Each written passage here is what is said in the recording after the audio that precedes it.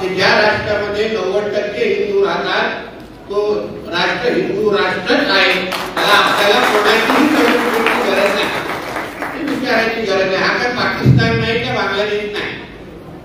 आमच्याकडे 90% हिंदू राहतात. आमचा हा राष्ट्र हिंदू राष्ट्र आहे आणि या हिंदू राष्ट्रामध्ये सर्वात प्रथम हिंदूंचं हित बघितलं जाईल आणि मग सगळ्यांना मोजलं जाईल, ही आमच्या सगळ्यांची भूमिका आहे. म्हणून एकंदरीत ते सर्व धर्म समभाव वाजवणारे जे पिपळी किंवा हे जे टेप रेकॉर्डर वाजवणारे जे लोक आहेत त्यांनी थोडं पाकिस्तानमध्ये जाऊन सर्व धर्म समभावाचे टेप रेकॉर्डर लावून यावं. तिथे त्याला भाईचारा, गंगा जमुना, तहजीब बिजली सगळे मोठे मोठे डायलॉग तिथे जाऊन म्हणा. सगळे तुमचे लाड इथे कशाला, सगळे मोठे मोठे डायलॉग इथे कशाला. इथे आमची भूमिका स्पष्ट आहे. हा हिंदू राष्ट्र आहे. हिंदूंना सुरक्षित ठेवणं, हिंदूंना आर्थिक सक्षम करणं ही आमच्या सगळ्यांची भूमिका असल्यामुळे त्या दिशेने आम्ही सगळेजण वाटचाल करतो. आणि मग या हिंदू राष्ट्रामध्ये वावरणारा प्रत्येक नागरिक जो जो ह्या आपल्या देशाला आपला देश म्हणत असेल, जो जो ह्या तिरंग्याला सलाम ठोकत असेल, जो जो आमच्या बरोबर उभा राहून वंदे मातरम म्हणत असेल, तो ह्या राष्ट्रामध्ये निश्चित पद्धतीने आमच्या बरोबर राहू शकतो, ही आमची भूमिका आहे. याच्यामध्ये काही बदल होण्याचं काही कारण नाही आणि आम्हाला पण बदल करणं सांगा अशी हिंमत करा, अशी हिंमत पण कोण करत नाही. कारण का हिंदूंचा तेवढा धाक आणि भीती आणि वचक या हिंदू राष्ट्रामध्ये असलीच पाहिजे अशी भूमिकेत आम्ही आहे. कडवटपणा असलाच पाहिजे, कट्टरपणा असलाच पाहिजे. अगर आपण आपल्या हिंदू राष्ट्रामध्ये उभे राहू, आपल्याला अगर आपल्या भगवा ध्वज उभा करण्यासाठी, आपली महाआरती करण्यासाठी अगर 2 वेळा विचार करायला लागतोय, तर मग नेमका आपण या देशामध्ये स्वतःला हिंदू म्हणून घेऊ शकतो का, हा प्रश्न खरं म्हणलं तर आपण सगळ्या जणांनी विचारलं पाहिजे. सेक्युलर हा शब्द आपल्या काही अतिशहाण्या लोकांनी आणलेला आहे. मुळामध्ये डॉक्टर बाबासाहेब आंबेडकरांनी जी मूळ संविधानाचा ढाचा जेव्हा 26 नोव्हेंबरला सुपूर्द केला, त्या मूळ संविधानाच्या ढाच्यामध्ये सेक्युलर शब्द होता का, याचं उत्तर पहिल्यांदा आम्ही लोकांना दिलं. हे नंतर काँग्रेसची केलेली घाण आहे की आता पुसत आपल्याला एवढ्या पिढ्या घालायला लागतात. लागून चालन करण्याची ही सगळी नाटकं आहेत, ज्याची शिक्षा असंख्य पिढ्यानपिढी आज आपण सहन करतोय. आणि म्हणून आपली भूमिका या राष्ट्रामध्ये राहत असताना आपण जेव्हा व्यवसायाच्या दृष्टिकोनातून विचार करतो तेव्हा आपली भूमिका सरळ स्पष्ट असली पाहिजे.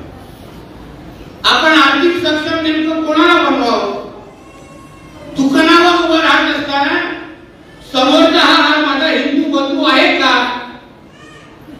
याचा विचार करून मला वाटतं आपण खिशात हात टाकला.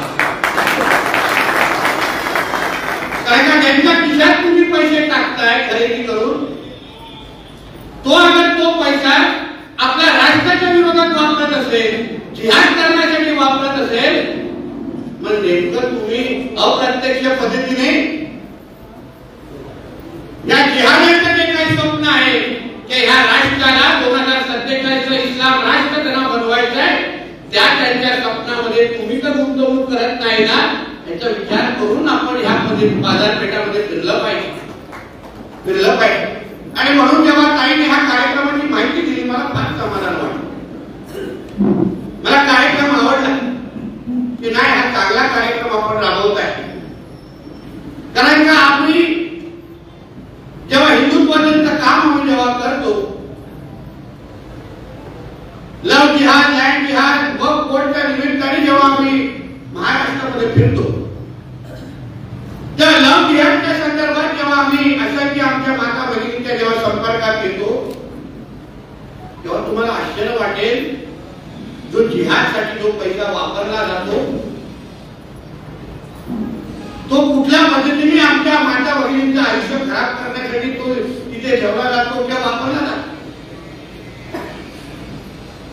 आमची जी हिंदू बहीण ती नेमकं कुठल्या घरात राहते, किती श्रीमंत घरात राहते, आणि मग तिच्या संपर्कात येण्यासाठी, तिच्या नजरेसमोर येण्यासाठी समोरचा तो जिहादी नेमकं कुठली गाडी फिरवली पाहिजे, तिने कसे कपडे घातले पाहिजे, महागडं घड्याळ घालावं किंवा कुठल्या घड्याळ घालावं, गळ्यात किती चेन असलं पाहिजे, या सगळ्याची माहिती घेऊन त्या हिंदू बहिणीकडे पाहिलं जातं आणि टार्गेट केलं जातं. आणि मग हा जो पैसा जिहादसाठी वापरला जातो, हा जो पैसा त्याच्या खिशात टाकला जातो जेणेकरून तो पुढे जाऊन जिहादसाठी तो पैसा वापरू शकेल, तो अशाच पद्धतीच्या बाजारपेठातून फिरून त्यांच्या खिशात जातो आणि मग तो आमच्या राष्ट्राच्या विरोधात त्या सगळ्या ह्या जिहाद करण्यासाठी केला जातो. म्हणून आपण हिंदू म्हणून आपली भूमिका आणि आपले विचार ठेवणं स्पष्ट असलेच पाहिजे. आम्ही काय कोणाच्या पोटावर लाथ मारत नाही, पण कोणी आमच्या पण पोटावर लाथ मारू नये ही भूमिका आपल्या सगळ्यांची सरळ स्पष्ट असली पाहिजे. मी आता मच्छी मार्केटचं भूमिपूजन करून इथे आलेलो आहे. जात असताना काही लोकांनी माझ्या कानात ठेवलं, कशा मॅडम तुम्हाला नितेशजी, तुम्ही ज्या मच्छी मार्केटचं भूमिपूजन करून गेलाय नेमकं तिथे हिंदू समाजाचे मच्छी विक्रेत्यांना किती बसायला जाते त्याला माहिती घ्या आणि मग पुढची जरा कारवाई करा.